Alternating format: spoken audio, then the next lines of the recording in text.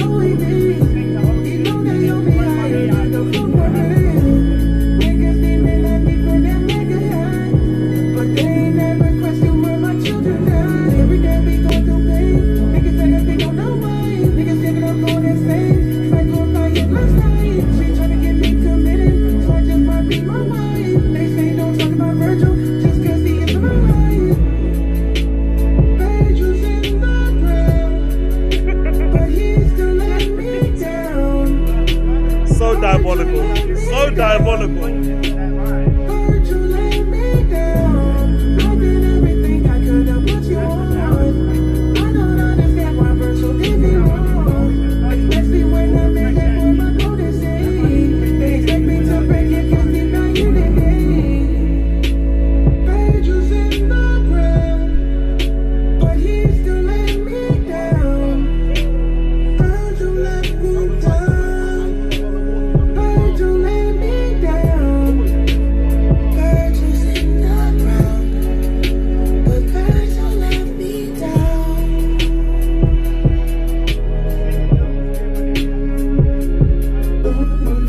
So you get the gist of it. Like I said, it's a tough one, isn't it? It's a tough one to pass through, because who am I to say that someone should get over something, right? Because I have a love and appreciation for Virgil, because obviously I got to meet him once, or no, a couple of times, and worked with him on a little project back in the day. And obviously before that, I always looked up to him, somebody that I was always a big fan of. So to suddenly be in the presence of this person that you absolutely love and adore was really fucking amazing, especially because I'm somebody that really adheres to the philosophy of like never meeting your heroes, you know, because I've had some, unfortunately, very not so good experiences with like DJs and stuff, right? That's mostly the people that I kind of usually, if I'm out and about and I see somebody, that's somebody that I maybe would have said hi to. And those people, you know, for whatever reason, don't seem to give me the warmest welcome. So I tend to kind of, you know, keep these people that I kind of look up to and adore, like, you know, to one, you know, to give them a bit of distance and stuff and not try and get too close. But when I did have the opportunity to meet him, he really did seem like a really nice person. And since he's passing, or even before he passed, everybody just has good words to say about him. I think I was talking to somebody about it the other day, and this is a really bad barometer to judge somebody.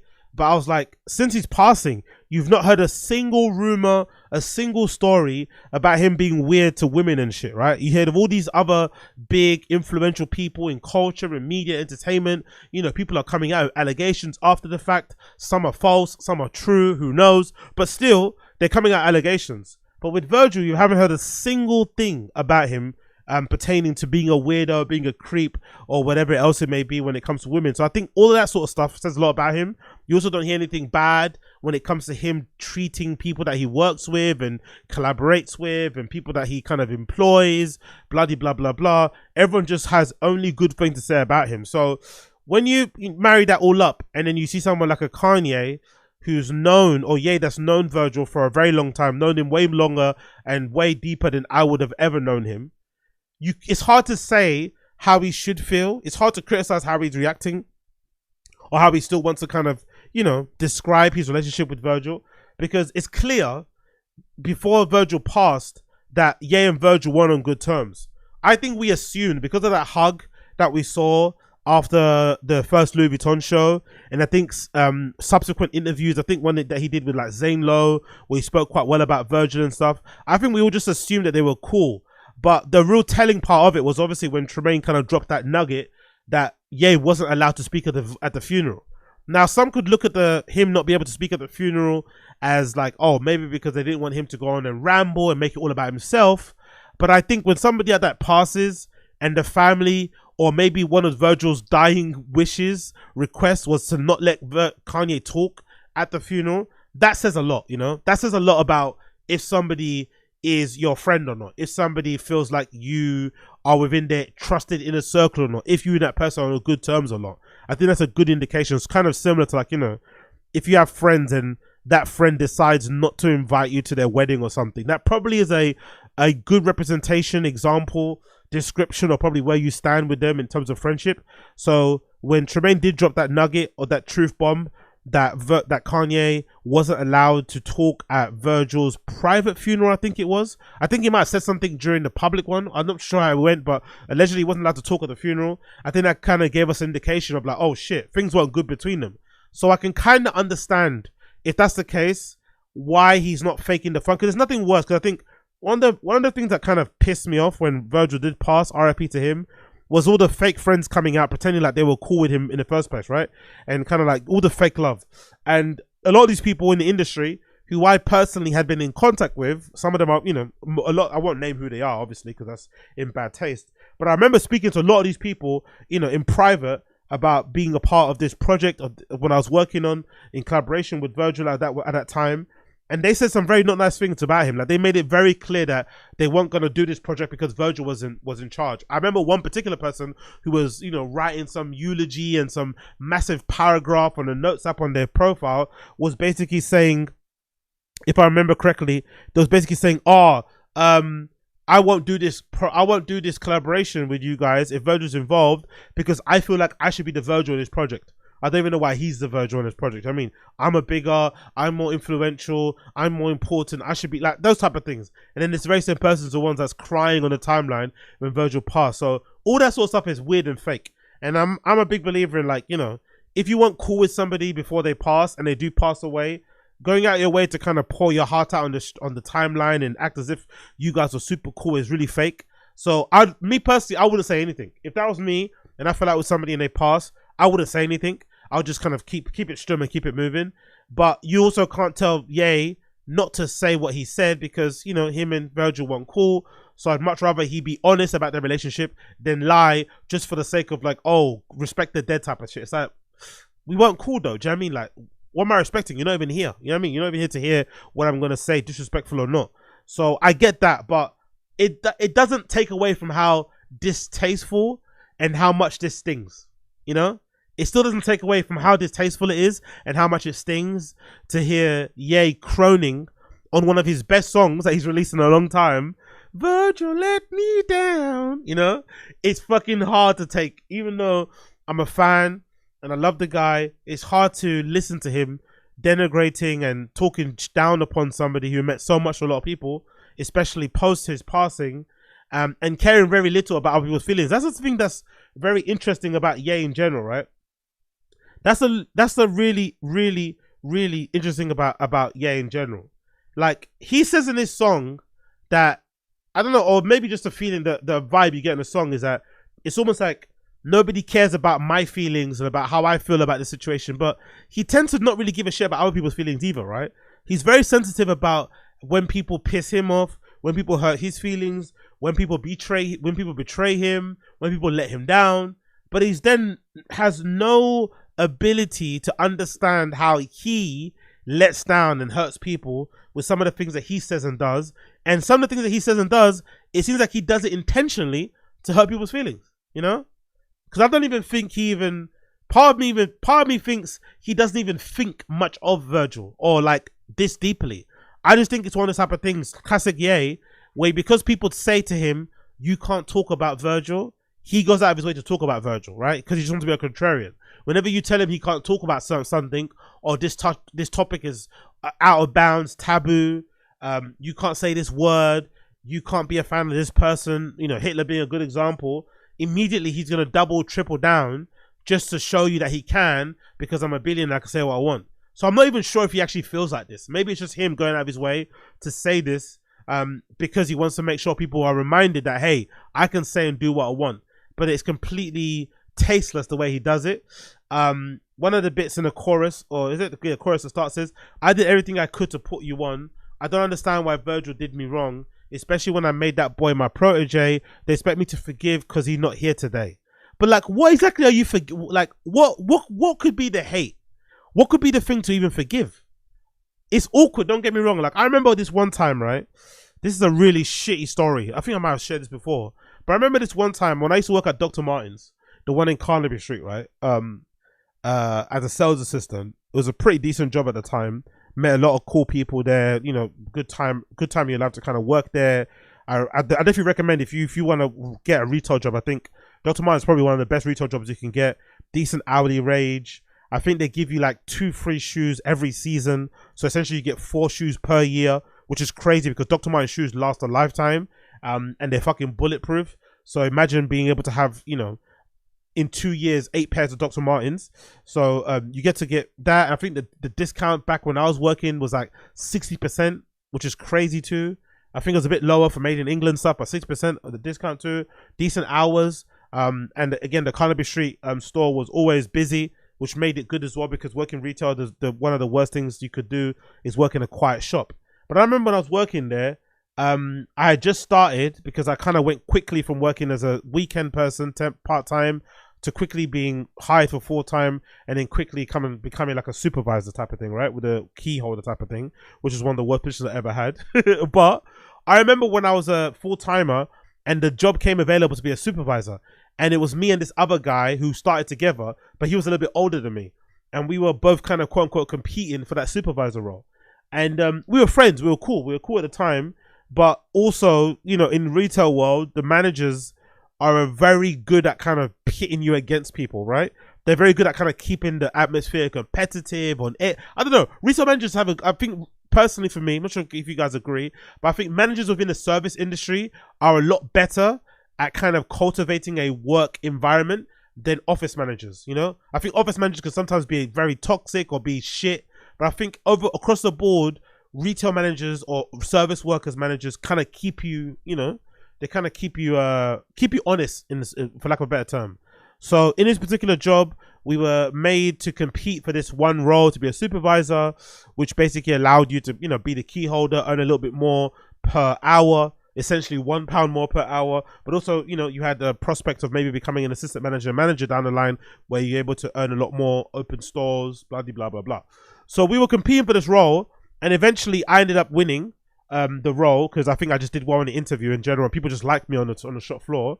And then I remember that guy, like, basically, you know, turning kind of sour to me after the fact, and, you know, not really liking me too much. And I think, to be honest, I think he might have been the first person I actually noticed who legitimately unfollowed me on social media. I think, if I'm not mistaken. Big up Greg, wherever you are. Big up Greg. But I think he's the first person I've noticed that, oh shit, you know, you don't follow me anymore. Okay, cool. No problem. But I can understand why he unfollowed me. I understand why he was pissed off at me, because in that kind of work environment, when you get kind of overlooked for a role and we're both going for it, I can understand his feelings being hurt. But later down the line, I'm sure if I ever bumped into him at a pub, if we bumped into each other at fucking, whatever, at some record store somewhere, at some gig, I'm sure if we saw each other, we'd be cool again, you know? It wouldn't be no hard feelings. But in the moment, I understand why he was pissed off, because he wanted that job and I got it instead of him. So it's not that deep. That's what my conclusion is. So, like, what does he really have to forgive Virgil about? If the story goes that Virgil got the Louis job over Kanye, which I do believe, because the story goes that LVMH were going to, if not hire Kanye to take over at Louis V at that time, they were going to invest in Kanye's brand. So this was before Ye did whatever he did with Adidas on Yeezy. They were going to invest into a Yeezy brand so he could do it himself and kind of, you know, own half of it and let him kind of run the thing, similar to what they're doing with Phoebe Philo.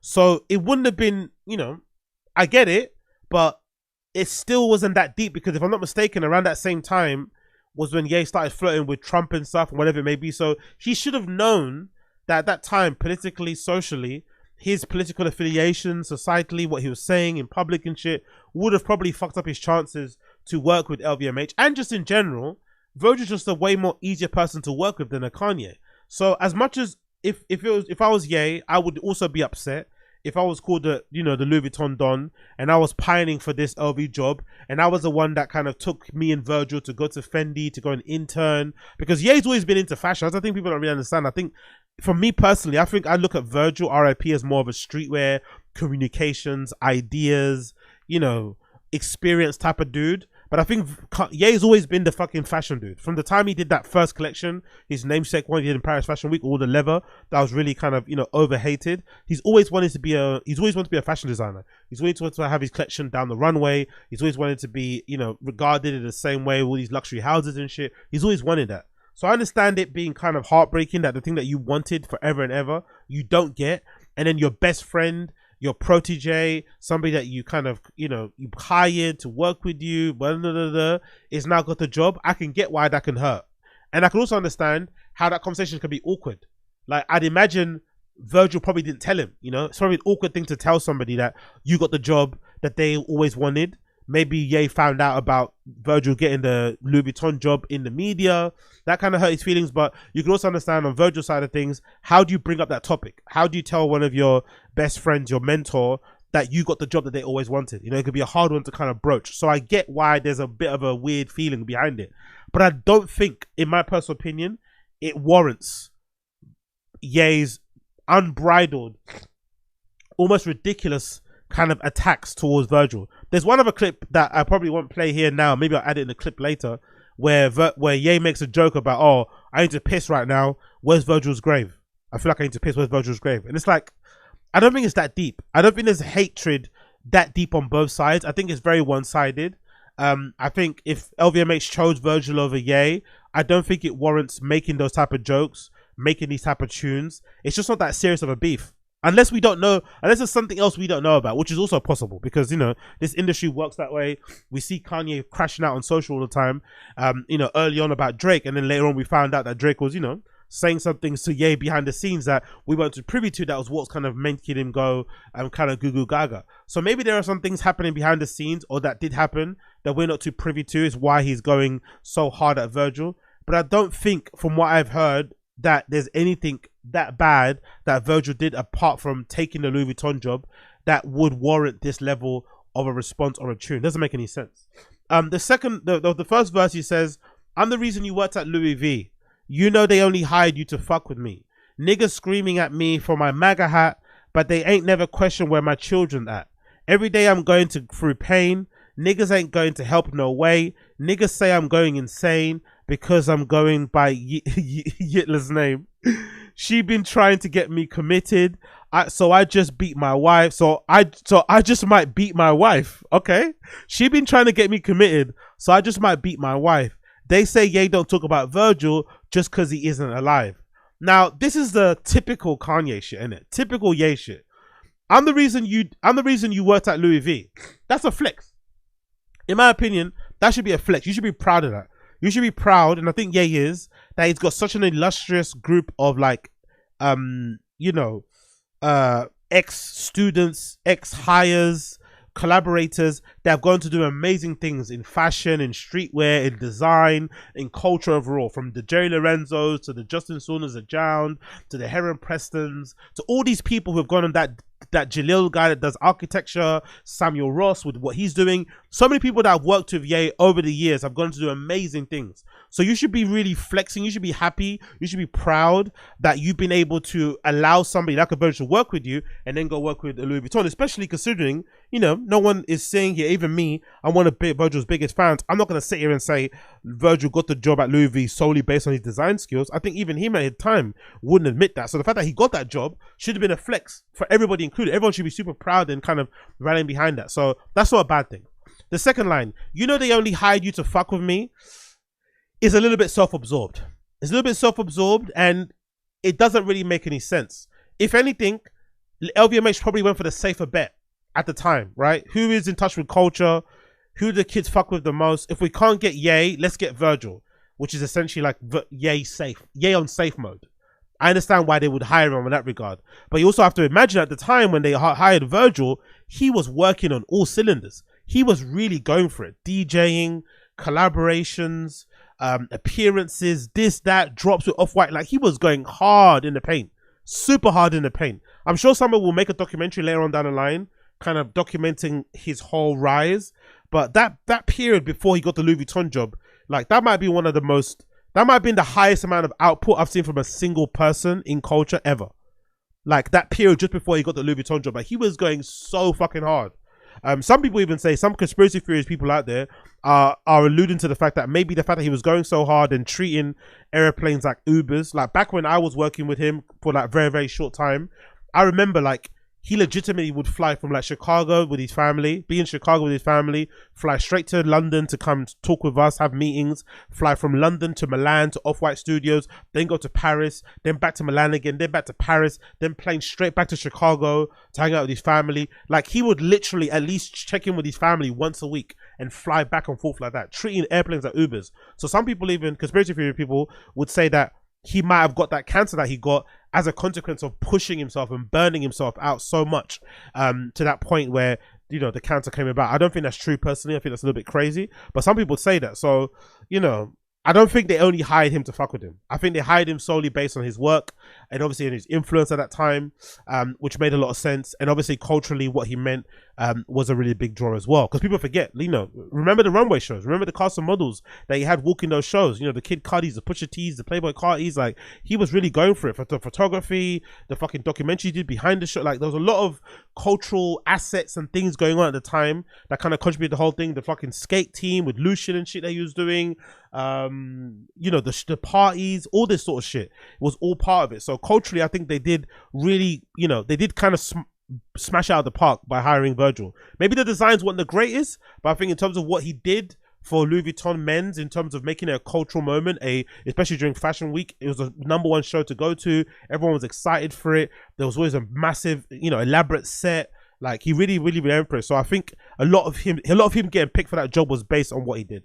Niggas screaming at me for my MAGA hat.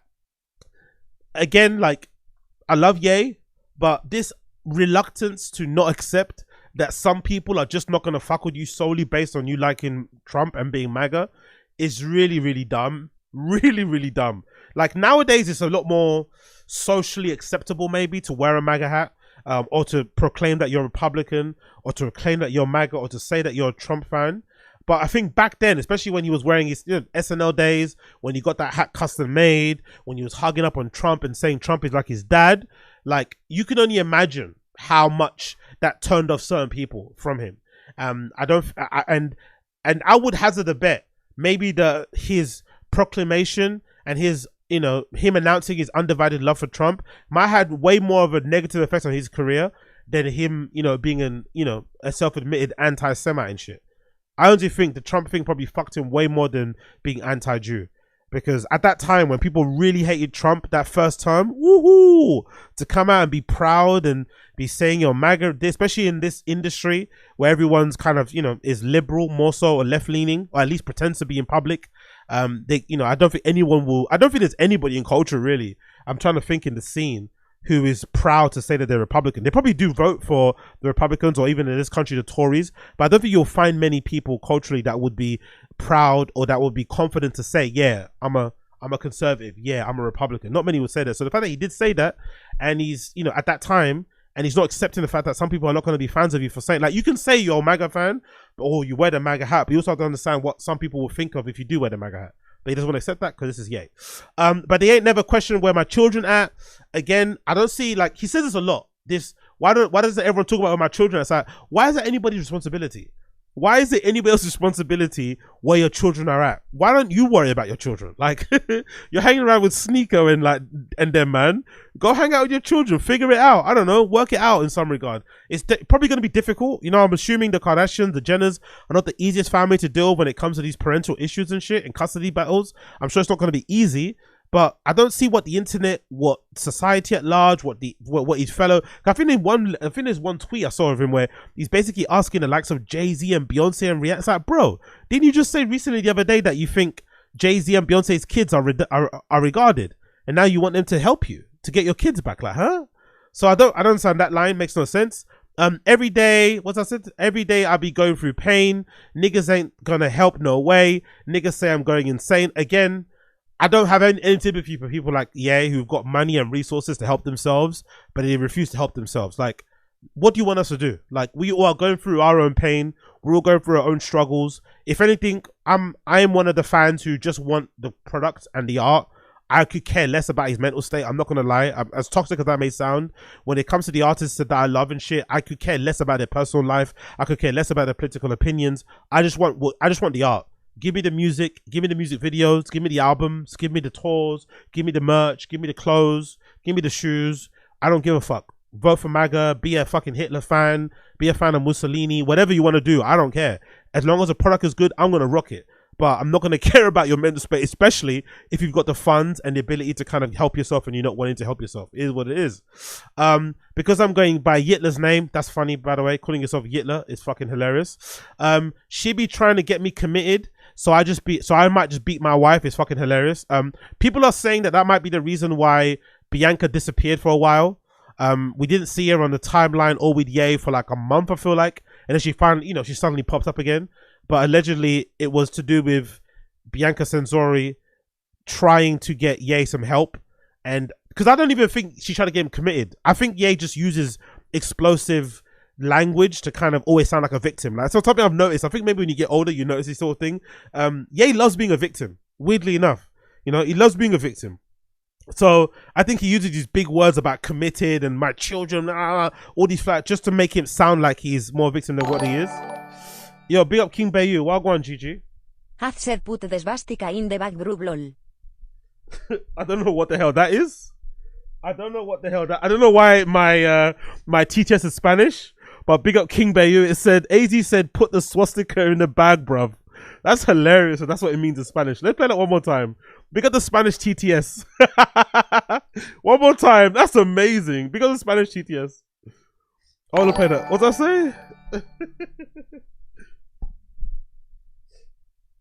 Let's play that again. Is it going to play it? No, it didn't say it. Is it? Come on. AZ said what?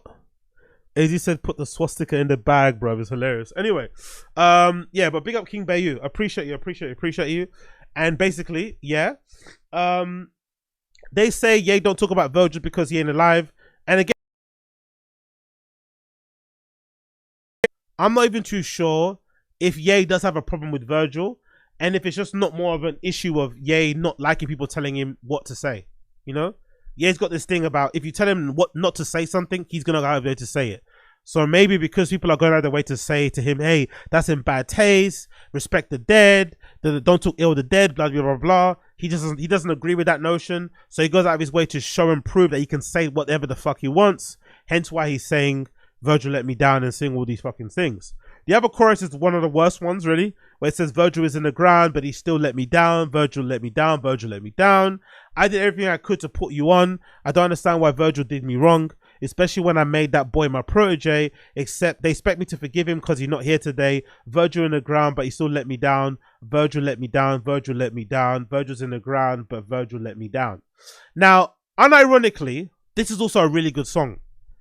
I think there's something about the croning. There's something about the simps. There's something about the beat.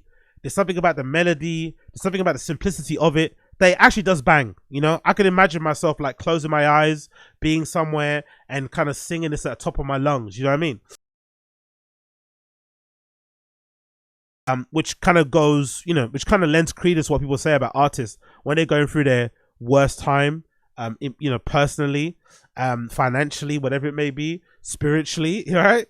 Mentally even. It's usually sometimes when you get the best material. That's why some people, fans included, are super toxic when they hear their favorite rapper, you know, got divorced or got cheated on or whatever it may be, usually you know you're going to get a really hard song. It's kind of like the first day out sort of thing, right? You spent a lot of time locked up. First day out, you're ready to fucking go. You lay one of your best fucking tracks out there. So I'm not surprised that this song bangs because, you know, Kanye's going through a bit of a hard time.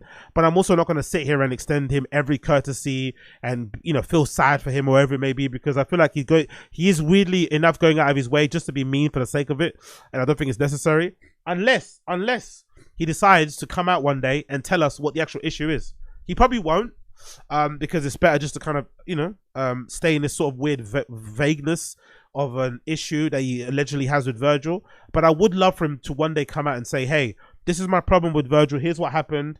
Here's some added context. You guys don't know exactly what happened. You know, he didn't recommend me when they asked him for a recommendation for me to get a Louis Vuitton job. He said I shouldn't get it and that he should get it. He scammed me. That whatever, something deeper, because so far, you know, LV deciding not to invest in Ye's brand because he went MAGA and it wasn't good for business and it wouldn't look good optically, and deciding to go for Virgil, who was an easier person to work with, as you can see, you know, based on his collaborations. Just look at Virgil's list of collaborators over the years. You can tell he's an easy person to work with because, you know, he's worked with the Evians, the Ikeas of this world and shit. Those people don't want to work with somebody as volatile as a Ye. So maybe it's just a simple case of them just going for the person that's going to be the easiest to work with. And it also helped that Virgil at that time was fucking, you know, hotter than fucking fish grease, and they went with him. I don't think it was a slight against Ye. If anything, Ye kind of fumbled it himself, really. But Ye's never going to admit that and be accountable for his own, you know, errors and actions and shit. So unfortunately, we're going to get this song. So as much as I love this song, it really does break my heart, again, like I said, because I'm a big Virgil fan. And it's sad to see these two guys who, you know, I looked up to a lot at the time, who were very, very close and kind of did a lot for culture and kind of inspired a lot of us to kind of do the things that we're doing now, to, you know, still be going out of each other. Well, not two of them. It's only Ye really going at Virgil. But it's just kind of sad that it didn't end on good terms, you know, and that Ye, for some reason, just can't let it go. And yeah, it's just heartbreaking, really. It's heartbreaking. But R.I.P. Virgil, R.I.P. Virgil, R.I.P. Blood Clot Virgil.